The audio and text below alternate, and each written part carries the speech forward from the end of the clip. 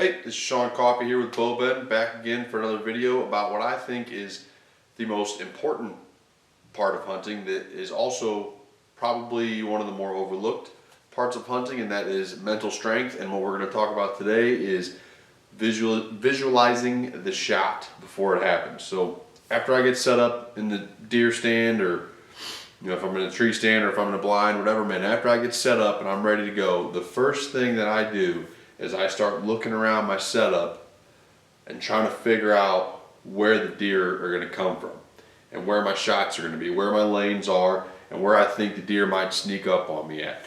And then after that, I start visualizing a big buck coming down one of those lanes, and I start thinking about what I'm going to do. And I go through my process in my mind of what I'm going to do if a big buck comes down this shooting lane here. Where's he going to come out? Okay, if he comes out right here, where are my shots going to be? I start visualizing all that, and I start trying to figure out what my game plan is, so that when the time comes, I'm ready. I'm thinking about stuff like shot angles. If he comes down through here, he's probably going to be broadside. Okay, my shot's going to be right here. That's probably going to be a broadside shot. That's probably going to be quartering away. Well, if he comes from here, he might be quartering to me a little bit. If I wait though, he might come over here and he might be broadside. So I start doing that. And then,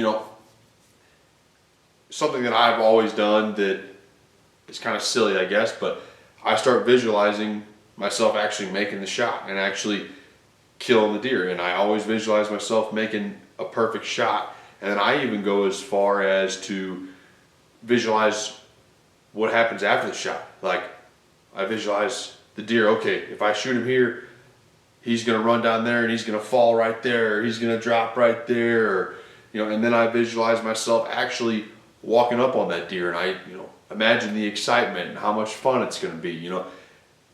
It sounds kind of crazy, but it has helped me out a whole lot, because, and it also passes the time while you're in the stand instead of looking at your phone or whatever people do while they're in the stand. I know that for me, that passes the time. And it prepares me at the same time, because I'm constantly, like I said, okay, if he comes from here, all right, I'll get a shot there, I'll get a shot there. And so when the deer does come in, I generally, until after the shot, am usually fairly calm, because in my mind I've already went over these scenarios 1,000 times, and I know every direction this deer is going to come from, so it doesn't really catch me by surprise no matter where he comes from or what angle he's going to be at, because I've already thought all this through. And of course I've already ranged everything. I know my ranges, I know where my lanes are, and I know every single possibility of where that deer might come from. So that's something that's helped me a lot over the years with executing good shots when the time counts. And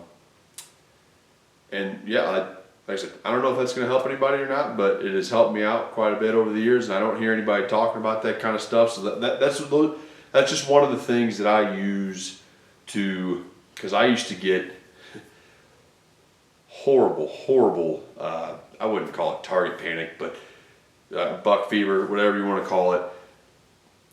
When a deer would come in, especially when I was in my early bow hunting career, I mean, I don't care if it was a little doe, I would lose my mind. And all those, that 3-4 months of shooting my bow, practicing in the backyard, just, all that would go out the window, and I would lose my mind, and I would rush a shot, or I would take a stupid shot, and I would either miss or I'd wound the deer, and it was a whole lot of heartache that was unnecessary. So I finally got sick of that, and over the years I have come up with these, I guess some of them might be silly ways, but ways to make myself a more effective, not only hunter, but a killer, because that's the end result here. So like I said, hope that's helpful.